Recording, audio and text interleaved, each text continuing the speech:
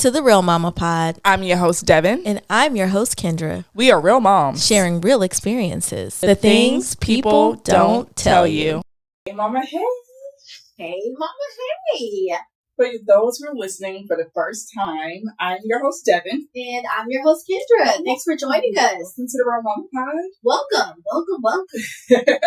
How you doing today, friend? I'm doing well. Well, today's a good day. Today is a good day. It's a little gloomy out, but the rain here in Georgia, we're in Atlanta, and I don't know, it's strange. Like one day it's hot, it's sunny, the next day it's snowing. Yeah. Not real snow, but you know what I mean. Like it's been like in the 30s. It's weird, so we're just taking it day. But today is a good day. Yeah, that's cool. I'm glad to hear that. So I'm excited because we have a guest, or not one guest, we have two guests who have their own podcast about life and their blood sisters. So I'm excited. And life at a certain age. And I would describe them as our Instagram aunties. Yeah. They're such a vibe. They're so cute. Yeah, and very successful. Very. Very, very successful. And I think we would not do them enough service if we introduce who they are, their backgrounds. Actually, I would prefer for them to do that because, again, like, I want them to get all their confetti and I want to make sure it gets thrown properly. So, yes, welcome. Yes. Sophia and Judy, welcome to the Real Mama Pod. Thank you so much. Hi, we're so happy to be here. Yeah, we're happy to have you. Hey, so I just want to say that you mentioned that the weather in Atlanta, some days it's rainy, some days snowing. In Southern California today, it's snowing. Southern California. Oh, I don't believe it. I have video Judy to sent prove me it. video of snow in her backyard. Oh my! Where in Southern California are you located? I am in the Santa Clarita Valley. I have never, in my 35 years of life, heard of snow in Southern California. Yeah, I mean we have snow in the mountains, like in Big Bear and Mammoth, but you go there for snow. But like in areas that you don't go there for skiing, it's unusual to get that snow. Yeah. Man, well, I hope you are bundled up and warm in your home. And I hope the streets are safe because I imagine Southern California is not equipped for snow. No. I mean, it's not sticking or anything, but I'm just staying put in my house. I think that's I'm not going anywhere. So, do you all want to introduce yourself? Let's go with Judy. Okay. All right. Well, my name is Judy Grant, and I am one half of the Two Soka podcast, Two Sisters of a Certain Age. I'm 54 years old, about to be 55 next month. And I am most definitely of a certain age. My kids are growing and growing up and growing out. And it's actually a really great period in my life. Feeling fulfilled in so many different things that I do. So I'm a licensed marriage and family therapist. And I came to that career a little bit later in life. I went back to school in 2013 and I have been working in the field ever since. And I absolutely love what I get to do for my clients and to really help to be a part of their journey to growth and empowerment and fulfillment. In addition, I am a professor of child and family studies at a local university. And again, being on that journey with my students to help them achieve their academic goals is really, I just feel incredibly honored to be able to be a part of that with my students. And finally, I am the director of equity and inclusion at a local community mental health organization. And that's a whole other thing where I get to actually utilize my therapeutic experience, my teaching experience to bring inclusivity into our community. I work with our staff. I work with the local schools, community partners. And those are the things that I do professionally. Personally, I am the mother of 3. I am married My second husband, my first, we don't talk about so much.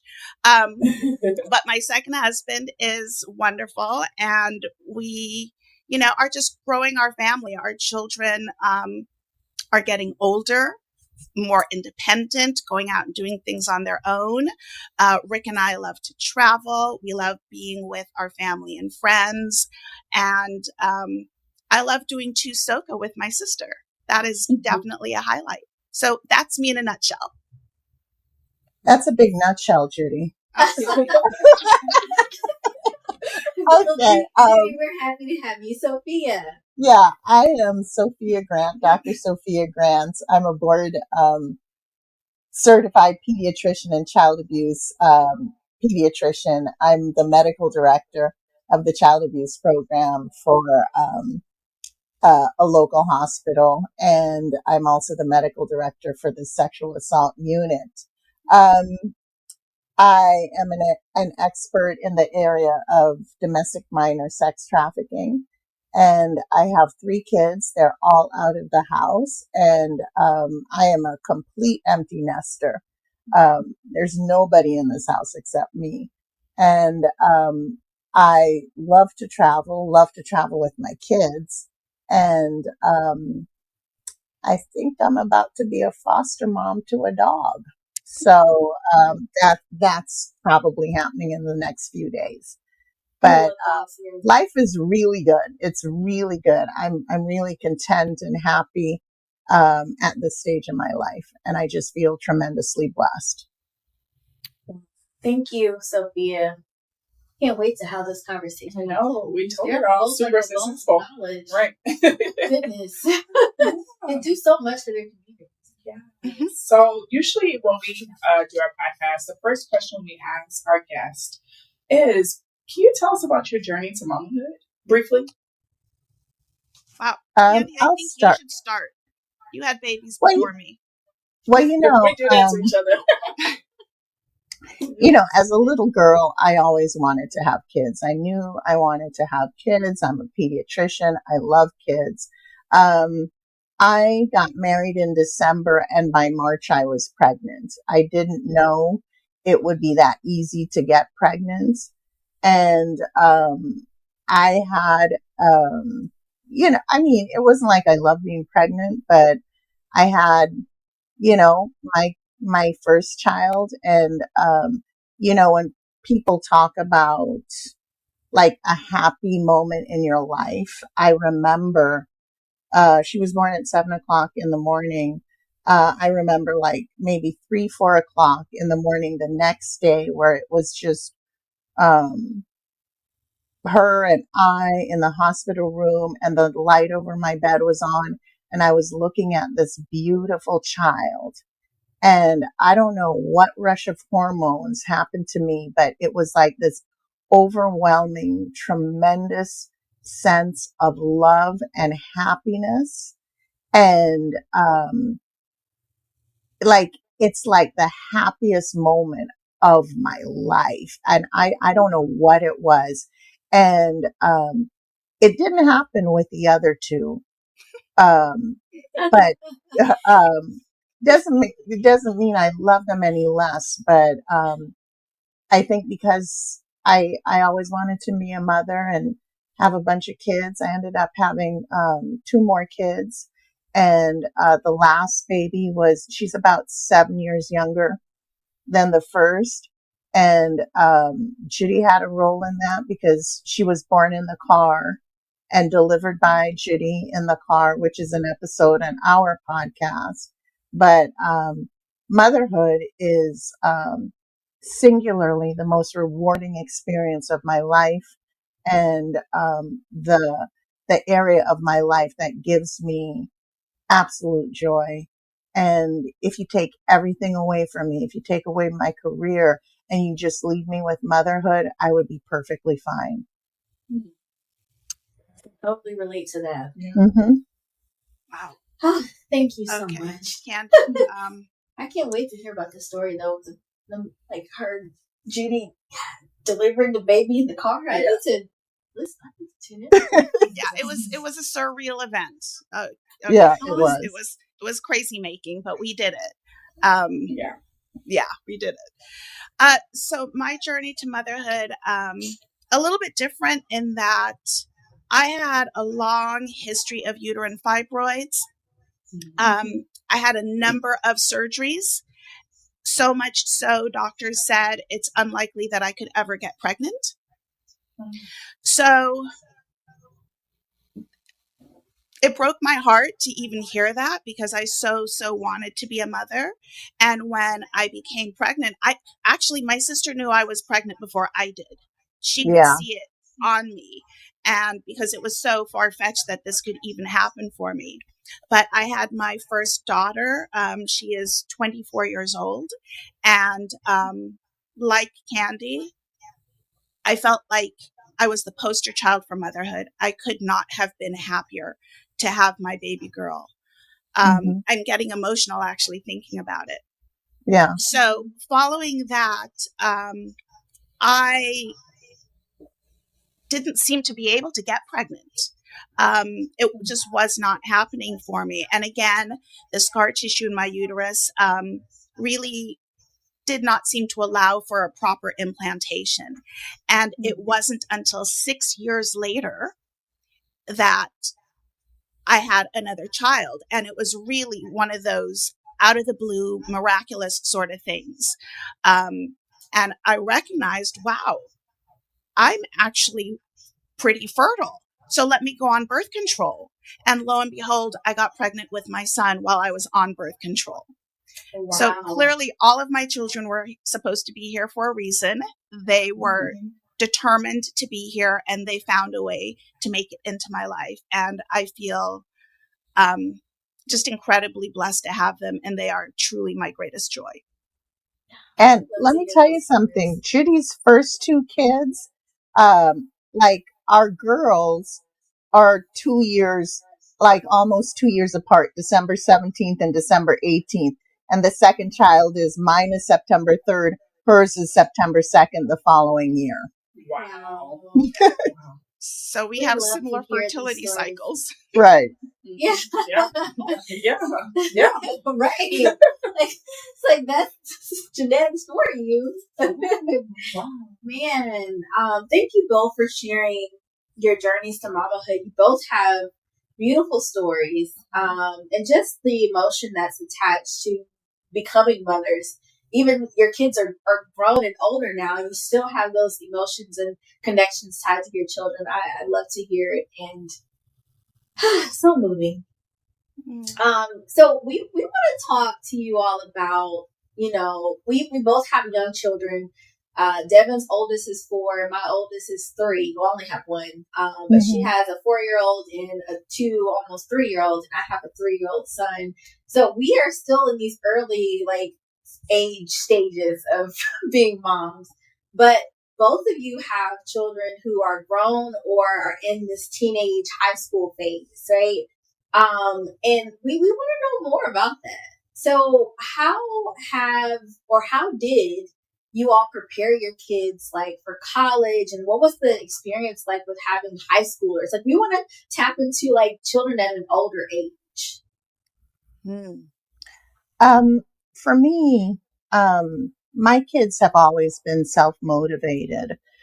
So, when my oldest was 4, she was in kindergarten and she was there for about 3 weeks. And she said, "Mommy, I know everything I need to know for life."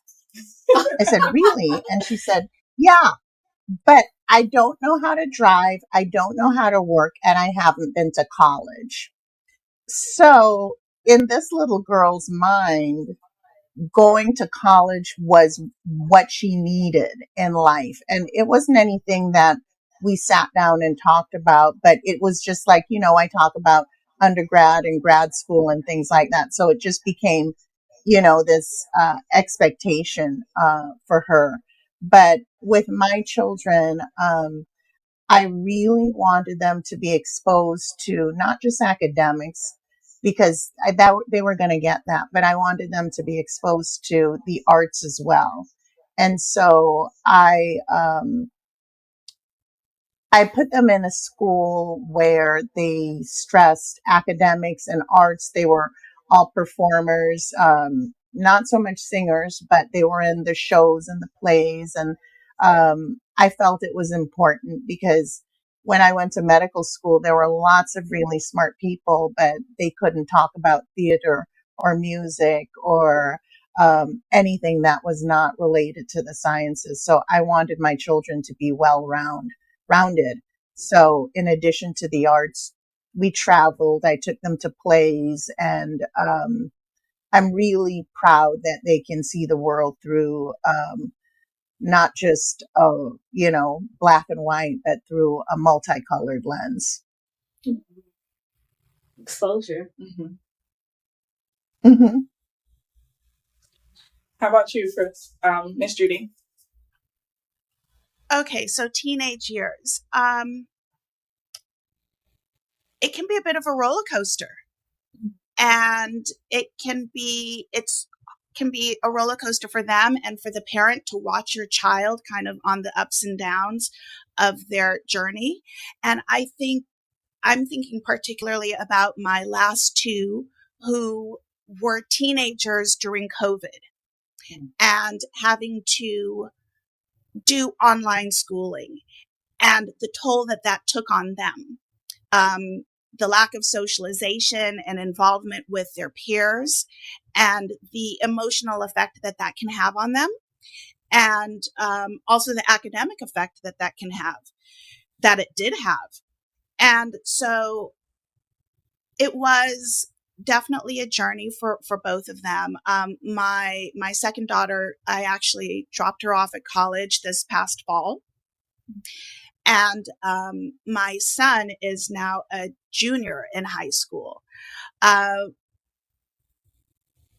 In regards to college itself, getting them there, it's been a different process for my older two.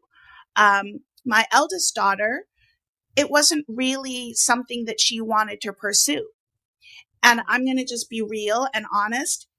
That really took me aback because education and school is so who I am, so what my family taught me. And this is an expectation that we have of our children. And yet I had to take a step back and acknowledge the fact that my journey is not my daughter's journey. And I need to be respectful of what she wants and how she's going to make her way in the world. And so I told her, if you don't want to go to college, that's fine. But what I do expect is that you become a productive member of society, an independent young woman where you can take care of yourself and you can provide for yourself, for others, and just to be a good person within the societal confines that we live in. And she's doing that. And she's thriving. Again, it wouldn't be what I had imagined for her, but I had to take that out of the equation because, again, her journey is not my journey and vice versa. My second daughter, she was ready to go to college from the time she was about 2 years old. And so she is there. And her first semester was definitely an emotional challenge for her, how to juggle life and school and academics and freedom for the first time. But it seems as if second semester, she has really found her groove and she's happy with her classes. She's happy with her friends. And as a parent, it is so relieving to see when your children hit their stride.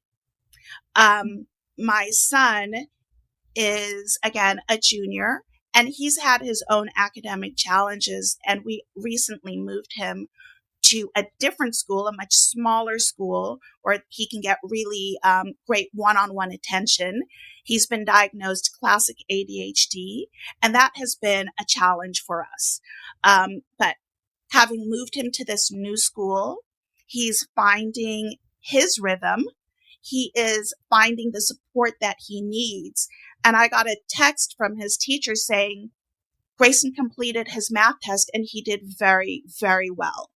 And that really, as a parent, makes me feel good for me to know that I made the right decision for my child by moving him to a school that really focused on what he needed. Okay. It is. And for you to have these stories, like all three of your children have their own story. Right. And we appreciate you for sharing all of those perspectives because they're all equally important. Man. Yeah. Are you looking for a place to go, like on vacation or with your girls? Of course, I'm always looking to kick it with my girls or my man. Yeah, or your boo. Well, if you are in search of a vacation planner, we have the perfect person for you, and that is KT Travel and More. Yes, Stephanie is fabulous and thorough. Very. And she will make sure you have the best time on your vacation. Yes. Yo, if you have a destination wedding you're trying to plan, let's talk about that. Mm-hmm. Okay, anniversary, couples trips, baby all moon. That. Baby moon. Yeah, she got you. She got you all the way. So check out KT Travel and More. Yes, and tell her we sent you. Bye.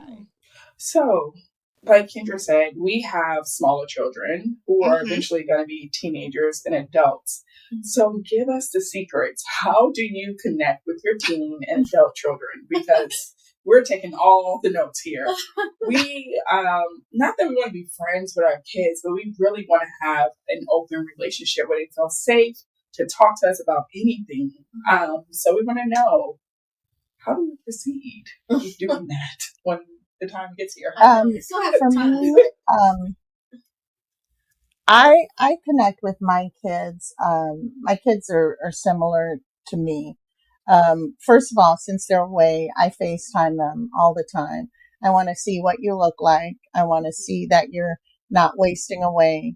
And I check in with them routinely. We are very similar in terms of like, we love to play Scrabble. We love word games. We love theater. So we connect on that level. I've always maintained kind of open conversations with my children about things that most people shy away from, like sex, drugs. I mean, I'm a specialist in human trafficking, so that's always going to be, a part of the discussion. But I let them know that there's nothing that you can do to make me stop loving you. So that means that I might be disappointed in you, but I will never stop loving you. And I think children need to know that. My son was about 6 or 7 when he said, "Mommy, if I went to jail, would you still love me?" And I said, "Yes, if you were guilty, I wouldn't like what you did, but Mommy will never stop loving you." And that is something that they have said when they look back on their childhood, is you always supported us, no matter what. So we travel together. I talk with them, and another lesson I've learned is when I make mistakes as a parent, I ask my kids for their forgiveness. Mm-hmm. And Judy and I didn't grow up in a house where our parents admit they were wrong. Neither did Kendra and Debbie. So, yeah. So, like, if I am wrong, I ask for their forgiveness. And I think I've heard them asking each other for each other's forgiveness, and I think they know that I make mistakes as a mother, and I'm ready to own up to it. Mm-hmm. Yeah, it's really good perspective. What about you, Judy? So, similar to what my sister said, we've always had a very open, honest relationship. I'm very transparent with them. One of the things that we do and we enjoy is that we know we can be silly with one another and we can laugh at each other. Just last week in the supermarket, my son and I were dancing through the aisles, like goofy dancing, but it was hysterical and we were just rolling with laughter. And just to be able to hold on to that sense of humor with your kids, I think is important. I am always there for them and they know this. And I think it's probably a lot of that instinctual desire to nurture, but coupled with my therapeutic background. I am always looking at my children, thinking about how something might make them feel, how they're responding to it, and asking them the questions. Now, my daughter told me years ago that I can't therapize her. So I promise never to be my kid's therapist, but I'm also very in tune to what's going on with them. And so when I approach them and ask them, they know that it's coming from a place of support and just love and a desire for them to thrive. We have very open and honest conversations, again, like what my sister said, about topics that other parents wouldn't talk about. And quite frankly, having those conversations allows your children to come back to you when they have something that they want to share. So we talk about sex, we talk about drugs, we talk about religion and race issues, all of these things that are supposed to be taboo, but they know here they can discuss those things. And so when they have an issue or a thought or a concern, they know they can come and say, hey, mommy, I want to talk to you about such and such, because that door has already been opened. That's a really good transition into our next question about, so we both have boys. And I imagine this may be conversations that our husbands have with them, but we're both terrified of the conversations about sex, right? Like, we don't know what to do with that. I can't say that my parents had a true, authentic conversation with me about sex. It was more so like they mentioned it, but not really. It was more like a don't you do it, you know? But when it comes to having those like educational, true, real conversations with our kids about sex, like any tips on how to approach those conversations? Because we may have listeners who are, at that stage within motherhood where their kids are teenagers or, they don't know. So any advice you have, we're welcome to it. Well, you know what? I think this conversation starts well before the teenage years. It starts early. It has to start early. And talking to them first, age appropriate language, but talking to the little ones about their bodies, about their body parts, using real terms for their body Correct parts. Terminology. The vagina shouldn't be the pocketbook or the cookie or the anything. And this is from a child abuse standpoint, because when you have a perpetrator and you call in the vagina the cookie, oh, I'm going to eat the cookie or something, that's really cute. But when a kid says, stop touching my vagina, that's going to give the perpetrator, it's going to give them pause and say, wait, this kid knows what you're talking about. And, there's so much confusion. So it's like kids don't know the genitals. So it's like, oh, my front part. What's your front part? Oh, this is my back front part. What's your back part? And there's so much confusion. It interferes with communication. And I feel it teaches children that there's something wrong with the genitals. If your elbow's your elbow, your ankle's your ankle, why is your penis a pee-pee? So teach them the right terminology and they won't carry the baggage that something's wrong with that or something is taboo about that. Right. Judy, you can continue. So there are a number of really great books. When we were young, we had a book called Where Do I Come From? I still have that book. I've used that book with my children, and it talked about sex in a way that was appropriate for a child, but that was real. And I would definitely let my kids know, okay, look, don't go talking about this at school, because some parents have not had the conversation with their kids yet. So that was always an understanding.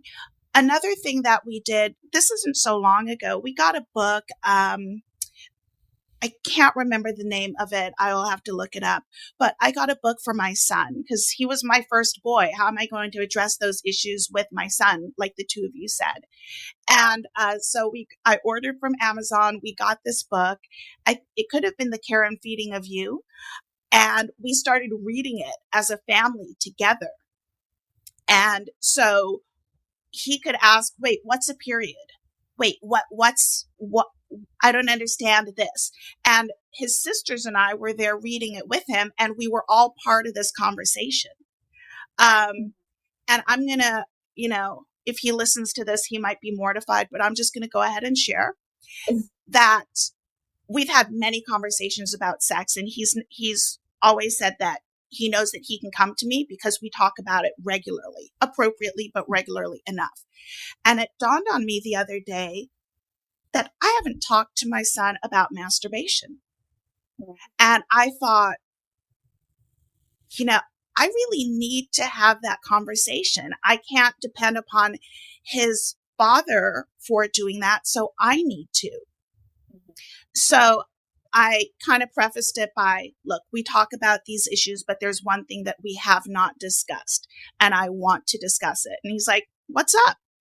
And I mention it, and we have a full conversation about it, but I'm always checking in with him. Are you comfortable talking about this with your mother? And he's like, yeah, no problem. We talk about this stuff regularly. So I felt really good in that moment as a parent, as a mother, knowing that I feel like I've now covered most of the bases with my son about sex, and not just the act of sex, but also about his personal body and what happens in his body. That's good. I know. Well, I think they're on the right track because our kids do know body parts. Yes. They do know about... Call their penis their penis. And they know about our menstrual cycles, and they ask questions about it. So, because there's no privacy at this age. Everybody's in the bathroom with you. So, I know. I remember when my son was in the bathroom, he's like, why are you bleeding? And I had to tell him. And then he just thought it was so cool to reach for my sanitary. Do you need it this? passed it to you. Yeah. I'm like, oh my God. Yeah, no privacy. Mommy, are you hurt? Yeah. No privacy. I can't remember if it was, Candy, was it me or you? I can't remember. Like one of our kids asked why there was spaghetti coming from us. I'm like, all right. Yeah. So, no, that's your child. Yeah. That's a tampon string. So, but yeah, but I think even those moments are educational for them. Right. Yeah, absolutely. Right. Yeah, absolutely. So your respective professions, do you all feel like it helped you in parenthood, or you keep them two separate? No, definitely. I know I became a better pediatrician once I became a mother, because before I had kids, you kind of have this hard and fast rule. Oh, they need to be off the bottle by this, off the sippy cup by this age. And when you have those kids, it's so hard to get them out of your bed, to get them off the bottle, to get them. So I became more compassionate, and I gave my families more wiggle room. What I would say my kids have experienced is, because of what I do, I'm very wary of situations for potential abuse. So it's like being the child of a cop. The evil that's out there. So I'm very cautious. I make them aware that there's danger. When I sent my kids to school, college, I was very concerned about date rape and things like that. So I think they think that's a bit too much, but in my experience, I am telling them just enough to keep them vigilant. But it's hard to separate the two. My children sometimes forget that I am a doctor, and they will ask or look medical stuff up online, and I'm like, I'm a doctor, right? And I have to remind them. But yeah, it's hard to not have your career bleed into your home life. but I think it's a good thing. Now, they will complain that I ignored many of their medical complaints and I didn't take it seriously enough. But, that's a doctor's kid. Judy, our father was a doctor, and Daddy would look at us and say, never "You're went to the fine." doctor. And Yeah. never, yeah, because Daddy was in the house. So I think it's kind of similar for us. Yeah. That's And funny. I would have to say, my sister's profession also bleeds into my parenting, because I hear from her and I go and tell my kids about the possible dangers that are out there, and trafficking and date rape and all of those fun topics. But I definitely utilize things as a therapist with my children. I'm not therapizing them, but I think I'm just so much more aware of their emotions and their behaviors. And I sometimes probably read too deeply into things that are not necessary. But I think it has definitely helped me to be a better parent, because I really want to know what's going on with my children.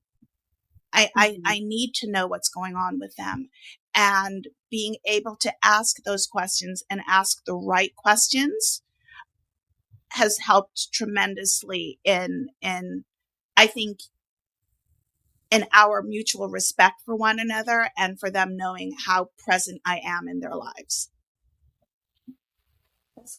But being this type of parent, it's not easy because there's always work to do. There's some people who have kids and the kids are raised remote control, like, oh, do what you want, your friends are okay. They aren't monitoring, they aren't checking. But like the type of parent that Judy and I are, it's labor intensive and it requires a lot of involvement and it's exhausting at times. But I mean, so far, so good. I think we're doing a good job. You're doing a great job. So great. Leaving examples for us. Right. with little kids. Yeah. So, we have 2 more questions, but we wanted to ask this question to Judy. Judy, you've been very transparent about having gone through a divorce, and for moms who may be going through a divorce or who have gone through a divorce and they're trying to navigate that with their children, like, what advice would you give to them? Okay, first of all, it's not easy for anybody, the parent or the child. At the time of my divorce, my eldest really saw the most of it. My other ones, they were much younger and they didn't really understand what was happening. I knew that I needed help personally. I needed support. So I sought my own therapist. And I wasn't a therapist at the time, but I knew that I wanted that for myself. And I recognized, well, if I need this, she probably needs this. She's young. She doesn't understand what's happening. She doesn't understand her emotions. She can't articulate those feelings. And so I sought therapy for her as well. So we were both kind of going through that therapeutic process together. And I just wanted her to have a space where she could talk freely to somebody and not have it always be me. Right.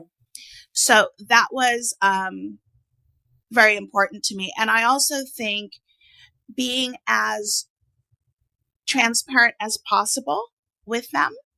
I remember it could have been the night that we moved out of my my marital home.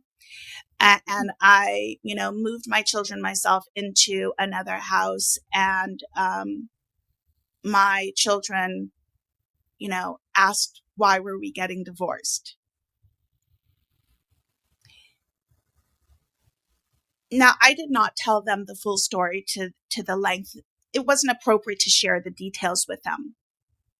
But what I said to them was, I need to be the best possible role model for you in your life. And if I had stayed in that relationship, that would give you a wrong idea about what relationships are supposed to look like. And I need you to recognize that it's better to be by yourself and content and happy with your children rather than in a toxic, unhealthy relationship that would only set them up for failures in their adult relationships. So that was definitely a motivating factor to leave that relationship. I did not want my children to think that this was normal. Thank you so much for being so transparent and vulnerable with your experience. And I'm sure it will certainly help moms who may be going through a divorce or may have gone through a divorce. Mm-hmm. So thank you so much, Judy, for that. Yeah, of course. Thank you. Of course. Well, we had a great conversation. Mm-hmm. Y'all were very thorough in answering our questions, very in-depth. And, with all that mama talk, it is time for some mama juice. Okay? Oh, Debbie's holding up for mama juice. Okay. So, what are we drinking? So, this drink is called Blood Sisters for obvious reasons. Mm-hmm. Judy and Sophia, as Judy likes to call Sophia Candy, they are blood sisters and are doing life together. And we mentioned that they have a podcast of their own. So this drink was inspired by them. And so I reached out to them. I said, what do y'all like to drink? And I just want to say that when we usually ask people that question, it's a pretty generic response. It's like, oh, I like wine, or I like, sometimes I like bourbon or whatever. They gave me actual drinks. I was like, okay, they like a good cocktail. Like they mentioned Palomas, coconut mojitos. I said, okay, I can drink with Judy and Sophia. So we created a drink. No, don't get it twisted. We are lightweights. We are lightweights. So am I. Yeah, Devin is a lightweight. I not so much, but Devin is a lightweight. And the drinks that y'all mentioned, though, they're good drinks. They're really good. Yeah. So like I said, your drink is called Blood Sisters. And I tried to create a drink that spoke to some of the examples that you all gave me in terms of drinks that you like to drink. So it has 1.5 ounces of rum, which was inspired by the mojito. Mm-hmm. It has 2 ounces of blood orange juice, which speaks to you both being your blood sisters. And then we topped it with a Prosecco. Mm-hmm. And the reason why we topped it with a Prosecco is because they also mentioned that they like a good old-fashioned mimosa. Yeah. So I'm like, I don't want to put champagne on this. Let's something sweeter because the blood orange is kind of tart. So that is our Blood Sisters drink. It has rum, it has blood orange juice, it has Prosecco, and of course you need a mint garnish. So that is the garnish. I'm writing this down, by the way. You should have it in your email, Judy. Yeah, you'll have it in your email. Yes. Mm-hmm. So that's the cocktail version. If you are a mama to be or you don't drink alcohol, which is totally fine, you can have this drink. You'll just replace the rum and the Prosecco with a sparkling white grape juice. So you can use the blood orange and you can put sparkling white grape juice on it and you can have your mint garnish. Or you can use club soda too. Yeah, it's very tasty, y'all. My type of drink, Kendra drink those drinks that play here on your chest. I don't have it here. I don't know, y'all. I need to go check. Well, I'm just kidding. So now, let's go on to Mama's Corner. Mama's Corner. If this is your first time listening, Mama's Corner is my favorite segment of the show because this allows us to connect with our guests and our listeners. Mm-hmm. So typically, our listeners write in a letter and we'll read it and have our guests kind of answer the question and we answer together. Mm-hmm. Sometimes y'all give us mama hacks or drink suggestions, or sometimes y'all ask us for advice, and that's cool. We give you advice based on our own personal experiences. So if something does not work out for you, do not tell people that we told y'all to do it. But if it does, go ahead and give us our props.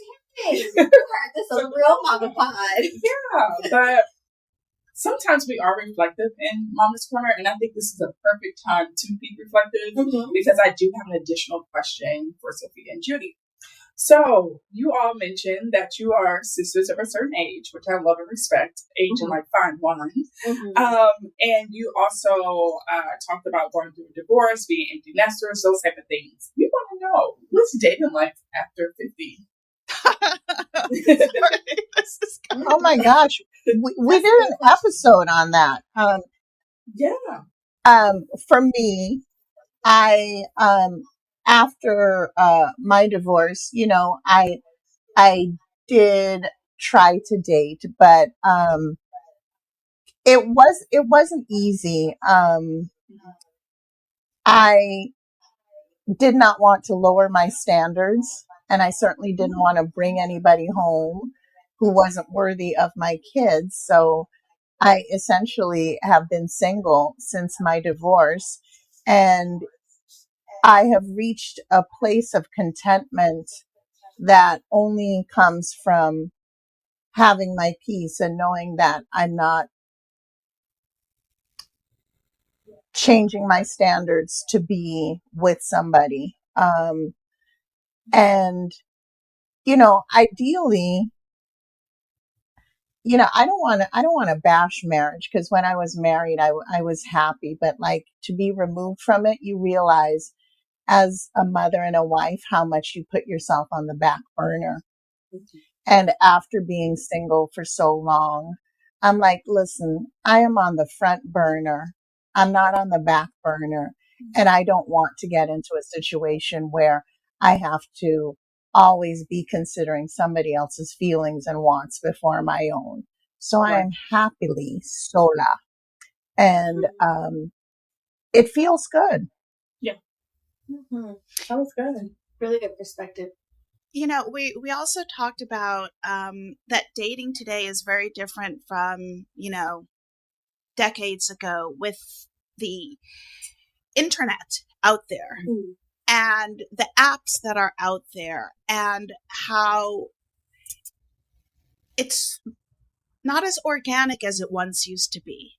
You don't just meet and exchange numbers and talk on the phone.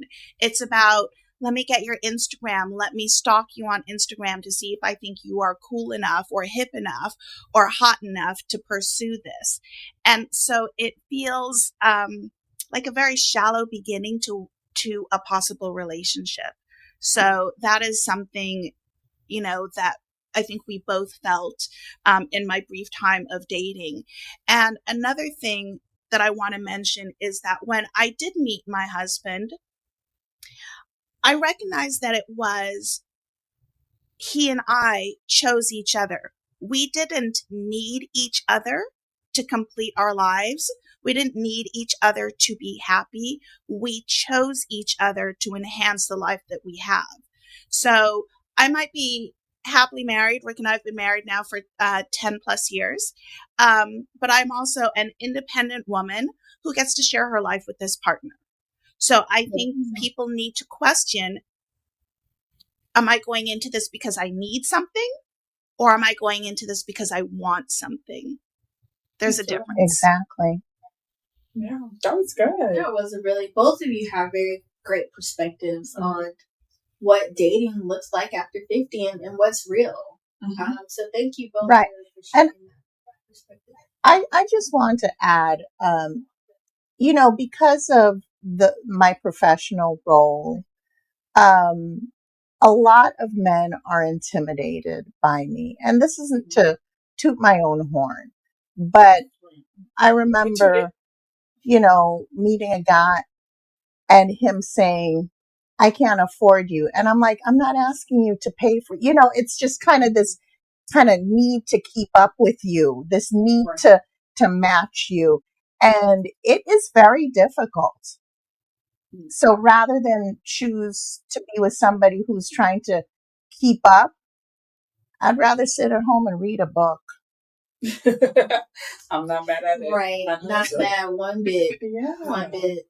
Thank you so much, both of you. This was great. I'm glad we were able to connect and reach out to each other and really have this podcast exchange. So we will be on their platform as well. And this was awesome. We really enjoyed y'all. And Thank you for your vulnerability. Thank you for your transparency. This is great. And hanging out with us. Yeah. Really appreciate it. Thanks for stopping by. Thank Absolutely. It was our pleasure. Thank you so much for having us. Yeah, I know there were a lot of questions being answered, but I look forward to actually having conversation and getting into things more with you. Yeah. We can't wait to this. Thank you all so much for joining us at the Real Mama Pod. Yes, every Thursday night. Y'all could be anywhere. But you're hanging out with us. Yes, and we love it. So, friend, where can they find you? They can find me anywhere they like. I'm on Instagram at KendraFerg _. And I'm also on Facebook, Kendra Ferguson. Okay. What about you? So, you can connect with us on Instagram, TikTok, Pinterest, Twitter, Facebook, Twitter, all of that at The Real Mama Pod. Yeah, so make sure you follow us. If you want to learn more about Kendra and I, you can check out our website where we have Mama merch. Hey, you can see our little sweatshirts. All right. Yeah. We are wearing our Mama merch. Yeah, we have sweatshirts, hats, necklaces. We also have Rich Auntie merch. So you can purchase that at www.therealmamapod.com. We're so corny. I know.